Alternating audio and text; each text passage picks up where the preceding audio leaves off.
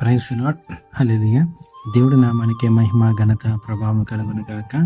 పరిశుద్ధుడు సర్వశక్తిమంతుడు మనకి తోడుగా ఉండును గాక. ఆయన కృప నిరంతరము కూడా మనతో ఉండును గాక. ఈ ఉదయకాల సమయంలో దేవుడు మనతో మాట్లాడుచున్న మాట కీర్తన గ్రంథం నుంచి 18వ అధ్యాయము 13వ వచనము.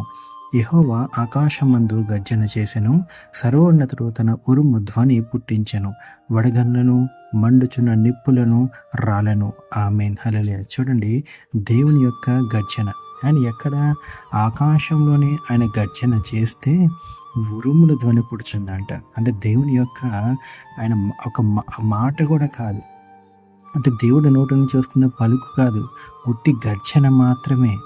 దేవుడు జస్ట్ ఆయన స్వరాన్ని ఇస్తేనే ఆకాశం అంతనో కూడా ఎట్లయిపోతుంది, అల్లకల్లోలమైపోతుంది. ఉరుముల ధ్వని, వడగళ్ళు, మండుచున్న నిప్పులు, ఇవన్నీ కూడా మరి భయంకరంగా అయిపోతుంది.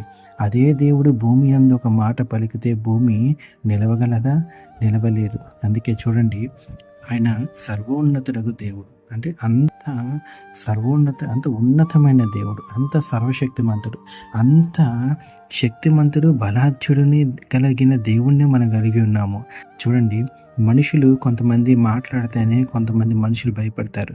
అంటే ఫర్ ఎగ్జాంపుల్, ఒక పెద్ద అధికారి ఉన్నాడు. అధికారి మాట్లాడితే కిందున్న అధికారులందరూ కూడా, ఆయన కిందున్న అధికారులందరూ కూడా సైలెంట్ అయిపోతారు, భయపడుతూ ఉంటారు. ఒక అధికారి మాట్లాడితేనే కిందున్న అధికారులందరూ కూడా సైలెంట్ అయిపోతున్నారే, మరి ఈయన సమస్తాన్ని సృజించిన దేవుడు కదా, ఈయన సర్వోన్నతుడు కదా, ఈయన ఒక్కసారి గర్జిస్తే ఆకాశ మండలం సైతము కూడా అల్లకల్లోలం అయిపోతుందంటే, ఆయన నీ జీవితంలో నా జీవితంలో ఒక మాట సెలవిస్తే అది ఎలా ఉంటుంది? అది దేవుడు ఒక మాట, ఒక వాగ్దానాన్ని వరమిచ్చినప్పుడు ఎంతమంది శత్రువులు వచ్చినా సరే మనల్ని ఎవరు ఏం చేయలేరు. మనకి తెలుసు, దావీదు మహారాజు యుద్ధం చేయించిన ప్రతిసారి దేవుని దగ్గర విచారించేవాడు, దేవుని దగ్గర మొరపెట్టేవాడు. ఎంతమంది అయినా శత్రువులు రాని, మిథ్యానీయులు, ఫిలిస్తీన్లు, మోయాబీలు ఎంతమంది అయినా రాని, దావీదు ఒకటే, నీ చిత్తము ప్రభువా, నీవు మాట సెలవిస్తావా, నీ మాట సెలవిస్తే నేను యుద్ధానికి వెళ్తాను తండ్రి అని దావీదు మహారాజు దేవుని దగ్గర ఎంతగానో విచారించేవాడు.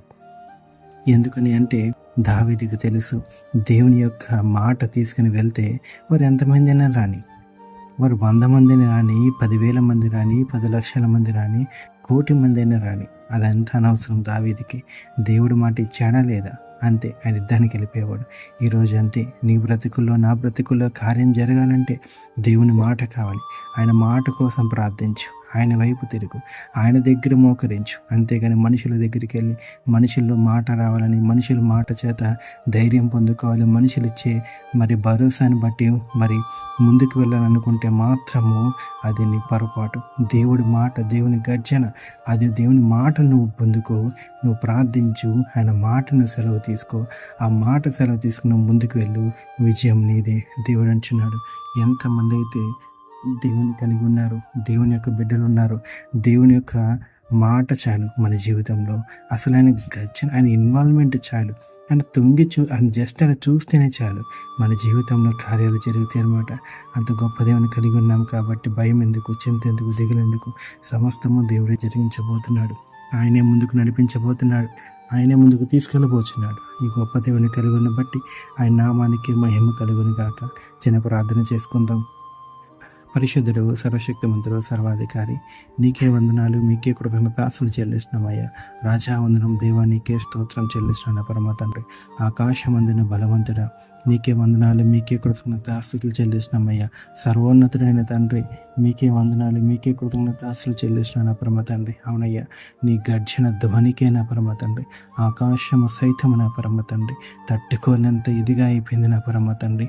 నువ్వు గర్జించగా నా పరమ తండ్రి, వడగళ్ళు పడిన నా పరమ తండ్రి, నీవు గర్జించగా నా పరమ తండ్రి, ఉరుముల ధ్వని పుట్టెను, నీవు గర్జించగా నా పరమ తండ్రి, నిప్పులు రాలెను, అగ్ని మండెను నా పరమ తండ్రి.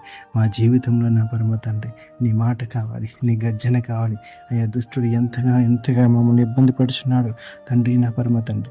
దుష్టుడు చెరసాల నుంచి విడిపించుటకు నీ గర్జన, నీ మాటను మా దయచేయండి అయ్యా. ఎన్ని కార్యాలు జరగకుండా అపవాది నా పరమ తండ్రి మా జీవితం నాశనం చేస్తున్నాడో అయ్యా, నీ మాట, నీ గర్జన మాకు కావాలి. ఈ ఉదయకాల సమయంలో నా పరమ తండ్రి యేసయ్య, మీ ఉరుము ధ్వని మా జీవితంలో దయచేయండి. మీ గర్జన ధ్వని మా జీవితాల్లో, బ్రతుకుల్లో దయచేయమని అడుగుతున్నామయ్యా. దీనిని ఎలుపుల్ని జ్ఞాపకం చేసుకుని ప్రతి ఒక్కరిని దీవించి ఆశీర్వదించండి. ఈ వాక్యం ఇచ్చిన ప్రతి బిడ్డ జీవితంలో నా పరమ తండ్రి మీ కార్యం జరిగించును గాక నా పరమ తండ్రి. అదే రీతిగా నా పరమ తండ్రి దాసులను జ్ఞాపకం చేసుకోండి. ఈ హోలీ స్పిరిట్ మినిస్ట్రేషన్ కూడా జ్ఞాపకం చేసుకోండి. ప్రతి ఒక్కరిని దీవించి ఆశీర్వదించి ముందుకు తీసుకెళ్ళమని నజరేయుడు సర్వశక్తివంతుడైన దేవుడి నామంలోనే, కృపగల తండ్రి నామంలోనే ఈ ప్రార్థన అంతా కూడా వేడుకుంటున్నాం నా పరమ తండ్రి. ఆమేన్, ఆమేన్, ఆమేన్.